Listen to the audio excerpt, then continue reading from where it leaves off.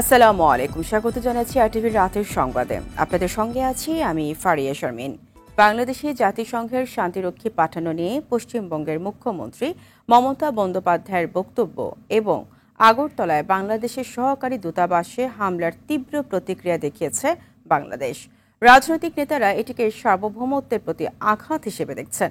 বিভিন্ন স্থানে মিছিল করে প্রতিবাদ করেছে ছাত্র জনতা। বিস্তারিত থাকছে সুমন তানভীরের প্রতিবেদনে।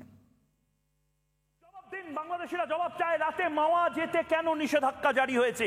মাওয়া ঘাটে একটা সময় ইলিশ মাছ খেতে উদযাপন করতে 5 আগস্ট বাংলাদেশের পট পরিবর্তনের পর থেকেই প্রতিবেশী ভারতের অনেক মিডিয়ায় সংখ্যালঘু নির্যাতন নিয়ে অতিরঞ্জিত খবর প্রকাশের যেন প্রতিযোগিতায় নেমেছে। এই দিদি কি বলছেন একবার শুনবো। হাতে যাদের লাল টাকা তাড়াতাড়ি তাদের ভারত পাঠা। এর মানে কি হাতে লাল টাকা কাদের থাকে? অবশ্যই সনাতনীরা হাতে লাল টাকা পরে। শুধু মিডিয়া নয়, এসব নিয়ে দায়িত্বহীন বক্তব্য দিয়ে যাচ্ছেন দেশটির রাজনৈতিক নেতারাও।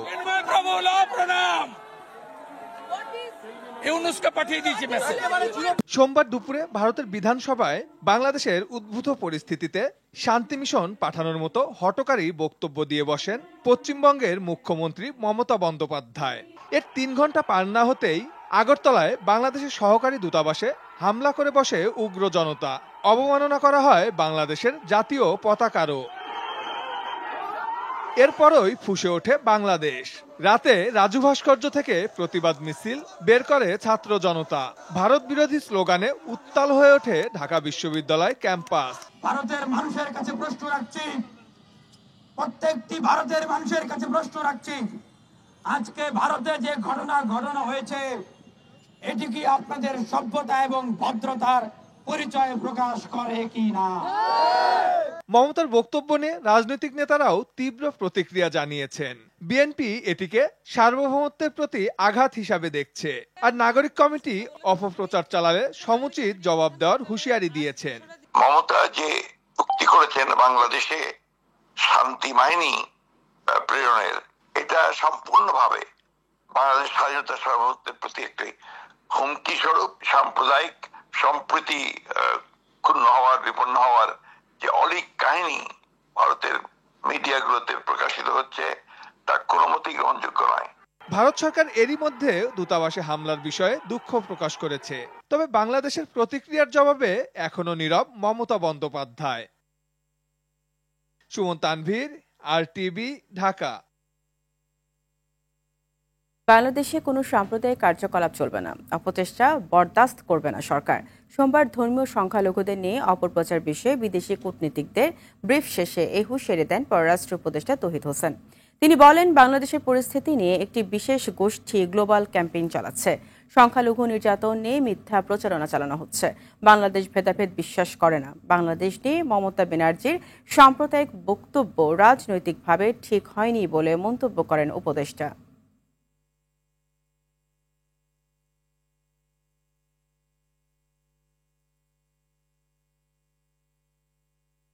মানে কোন দেশের সেটা বলছি না, মানে মিডিয়ার একাংশ তারা এটাকে যতটুকু পারা যায় একটা খারাপ পরিস্থিতির দিকে নিয়ে যাওয়ার চেষ্টা করেছে। কাজেই আমাদের মনে হয়েছে যে আমাদের যে এখানে ডিপ্লোম্যাটিক কমিউনিটি আছে তাদেরকে বিষয়টাতে একটা ব্যাখ্যা দেওয়া প্রয়োজন, যাতে তারা প্রকৃত অবস্থাটা বুঝতে পারে। ভারতের মিডিয়া বাংলাদেশ নিয়ে ব্যাপক অপপ্রচার ও মিথ্যা প্রচারণা চালাচ্ছে বলে মন্তব্য করেছেন অন্তর্বর্তীকালীন সরকারের স্বরাষ্ট্র উপদেষ্টা অবসরপ্রাপ্ত লেফটেন্যান্ট জেনারেল জাহাঙ্গীর আলম। সকালে রংপুরের পীরগঞ্জের শহীদ আবু সাইদের কবর জিয়ারত ও পরিবারের সঙ্গে সাক্ষাৎ শেষে এমন মন্তব্য করেন তিনি। এ সময় উপদেষ্টা আরও বলেন, দেশে কোনো অস্থিতিশীল পরিস্থিতি তৈরি হয়নি।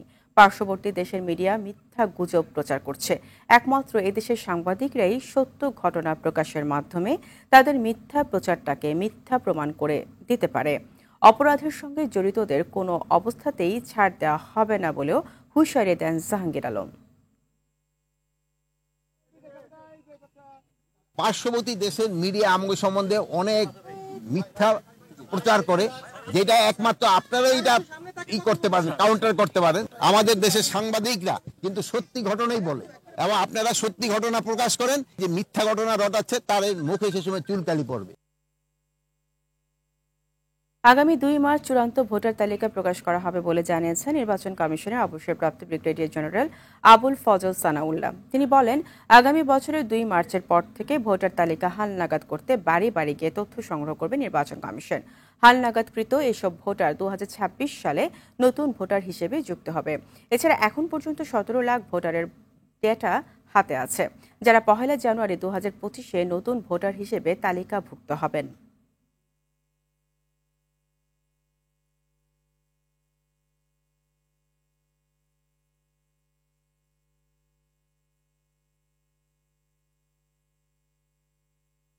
ছাব্বিশ সালের 1 জানুয়ারি পর্যন্ত যারা ভোটার হবেন তাদের তথ্য আমরা বাড়ি বাড়ি গিয়ে সংগ্রহ করব। এতে করে আমাদের যে অ্যাডভান্টেজটা আমরা পাবো বলে মনে করছি, যে আমাদের ভোটার তালিকাটাকে আমরা একটু চেক করে নিতে পারবো। বাড়ি বাড়ি যাব। আমরা একটা রাফ টাইম ক্যালকুলেট করেছি যে আমাদের এই প্রক্রিয়াটা সম্পন্ন করতে আনুমানিক 6 মাস সময় লাগবে। দক্ষিণ এশিয়ার দেশগুলোর জন্য সার্ককে পুনরুজ্জীবিত করতে সার্ক সচিবালয়কে আরও নিবিড়ভাবে কাজ করার আহ্বান জানিয়েছেন প্রধান উপদেষ্টা অধ্যাপক ডক্টর মোহাম্মদ ইউনূস। রাজধানীর তেজগাঁয়ে প্রধান উপদেষ্টার কার্যালয়ে সার্কের মহাসচিব গোলাম সরওয়ার সাক্ষাৎ করতে এলে এই আহ্বান জানান তিনি।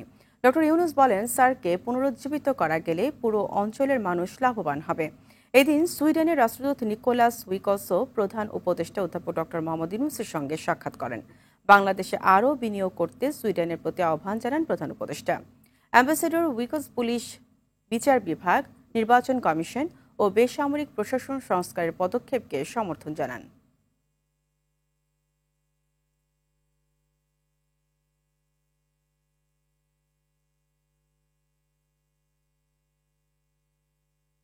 অতীতের সব নির্বাচন থেকে কঠিন হবে আগামী নির্বাচন।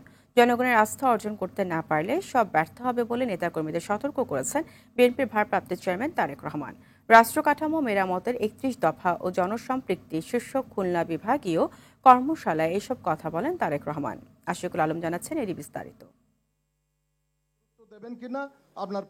রাষ্ট্র কাঠামো মেরামতের 31 দফা ও জনসম্পৃক্তি শীর্ষক খুলনা বিভাগীয় প্রশিক্ষণ কর্মশালা 2024। আরো কেউ কিছু কিছু পোশাককে সবার পোশাক বানানোর চেষ্টা করেছে, তবে হয় নাই। বিএনপির প্রশিক্ষণ বিষয়ক কমিটির আয়োজনে অংশ নেন খুলনা ও ময়মনসিংহ বিভাগের বিএনপির নেতাকর্মীরা। প্রশিক্ষণ কর্মশালায় চলমান রাজনীতি, ধর্মীয় অনুভূতিতে আঘাত দেয়া, নারীদের ক্ষমতায়ন, ভূমিহীনদের জন্য করণীয় সহ নানা আশা আকাঙ্ক্ষার কথা তুলে ধরেন তারা। দেশীয় একটি পারিবারিক আইন, এক এবং অভিন্ন এবং সকল ধর্ম বর্ণ সবার জন্য এক এবং অভিন্ন পারিবারিক আইন চাই। আজকে একটি পরিবর্তিত পরিস্থিতিতে জাতির সামনে রূপরেখা আমাদের ভারপ্রাপ্ত চেয়ারম্যান মহোদয় জাতির সামনে তুলে ধরেছেন। এ সময় নেতাকর্মীদের নানা প্রশ্নের জবাব দেন বিএনপির ভারপ্রাপ্ত চেয়ারম্যান তারেক রহমান। বলেন, চাঁদাবাজি ও দুর্নীতি রোধ করতে শিক্ষা খাতের বাজেট দালান কোঠা নির্মাণে নয়, প্রকৃত শিক্ষায় কাজে লাগাতে হবে। তবেই দুর্নীতি রোধে সামাজিকভাবে প্রতিরোধ গড়ে উঠবে। ছোট ছোট ছাত্রছাত্রীদেরকে ছোটবেলা থেকে শেখাতে পারবে যে দুর্নীতি একটা খারাপ জিনিস, দুর্নীতি একটা অন্যায়। এই মূল্যবোধটা যদি দিতে পারে, আমি মনে করি 2, 4, 5 বছর না হলে 10 বছর পরে গিয়ে অবশ্যই সেই বাচ্চাগুলো যখন বড় হবে, তারা যখন সমাজের বিভিন্ন অফিস আদালতে চলে যাবে, দেশের রাষ্ট্রে, স্বাভাবিকভাবেই তখন এই দুর্নীতির বিষয়টাকে আমরা সঠিক জায়গায় নিয়ে আসতে সক্ষম হব। রাষ্ট্র সংস্কার ও নির্বাচন নিয়ে কথা বলেন তারেক রহমান।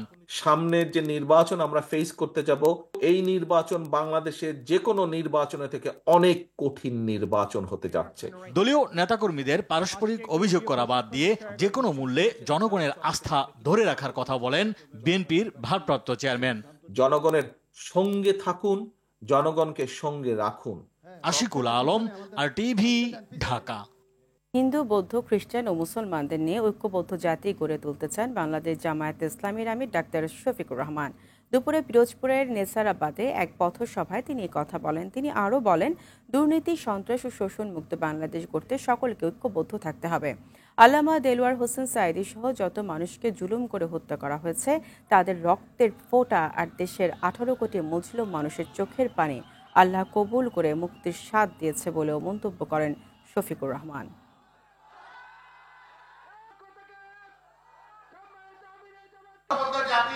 সেখানে মুসলমান থাকবে, হিন্দু থাকবে, বৌদ্ধ থাকবে, খ্রিস্টান থাকবে, এই সব মিলে বাংলাদেশের একজন নাগরিক হিসাবে এই দেশের সকলেই সমান অধিকার ভোগ করবে।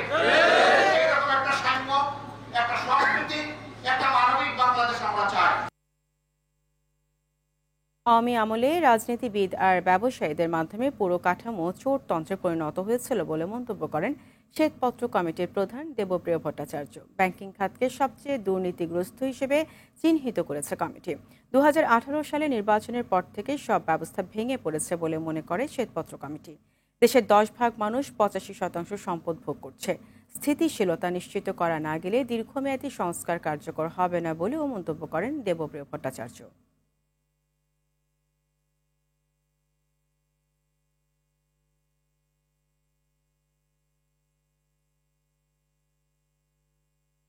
যে 3টি নির্বাচন হয়েছে, এই 3টি নির্বাচন এইটা বিষবৃক্ষ সৃষ্টি করেছে এই চোরতন্ত্রের, এবং এর ভিতর দিয়ে আমার দেশের ভিতরে যে মৌলিক গণতান্ত্রিক অধিকারগুলো ছিল, যে জবাবদিহিতার জায়গা ছিল, সেই জায়গাগুলো নিশ্চিহ্ন হয়ে গেছে। এটার ভিতরে আমার মতো নাগরিক সমাজের মানুষ ছিল, এটার মধ্যে আপনাদের মতো মিডিয়ার লোকেরা ছিল, এটার সাথে আপনাদের ব্যক্তিখাতের লোকেরা ছিলেন, এবং একই সাথে অনেক সময় বিদেশিরাও যুক্ত হয়েছে বিভিন্ন কারণে। শেখ মুজিবুর রহমানের মৃত্যুবার্ষিকী উপলক্ষে 15 আগস্টকে জাতীয় শোক দিবসের ছুটি ঘোষণা করে দেওয়া হাইকোর্টের রায় স্থগিত করেছেন আপিল বিভাগ।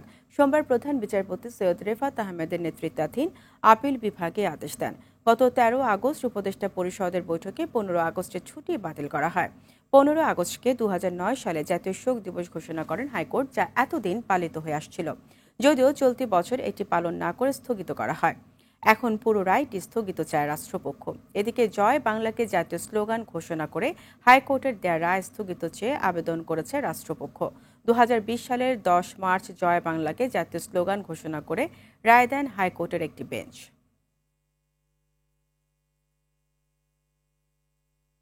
গুম করে নির্যাতনের অভিযোগে প্রথমবারের মতো বিচারের মুখোমুখি হলেন র্যাবের সাবেক 2 কর্মকর্তা। আগামী 20 ফেব্রুয়ারি তাদের ট্রাইব্যুনালে হাজির করার নির্দেশ দেওয়া হয়।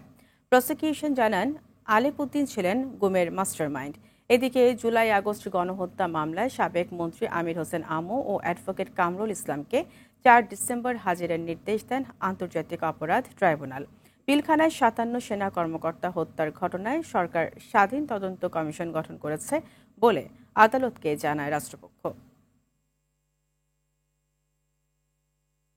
তাদেরকে এই ট্রাইব্যুনালের মামলায় গ্রেফতার দেখানো হয়েছে এবং আগামী ফেব্রুয়ারি মাসের 20 তারিখে তাদেরকে ট্রাইব্যুনালে হাজির করা হবে এবং তাদের বিরুদ্ধে তদন্তের অগ্রগতি ট্রাইব্যুনালকে জানানোর নির্দেশ দেওয়া হয়েছে। আসন্ন রমজান উপলক্ষে আরটিভির 15তম জাতীয় হিফজুল কোরআন প্রতিযোগিতা জিপিএইচ ইস্পাত আলোকিত Quran powered by RFL pipe and fittings শীর্ষক অনুষ্ঠানের অডিশন হয়েছে লক্ষ্মীপুরে।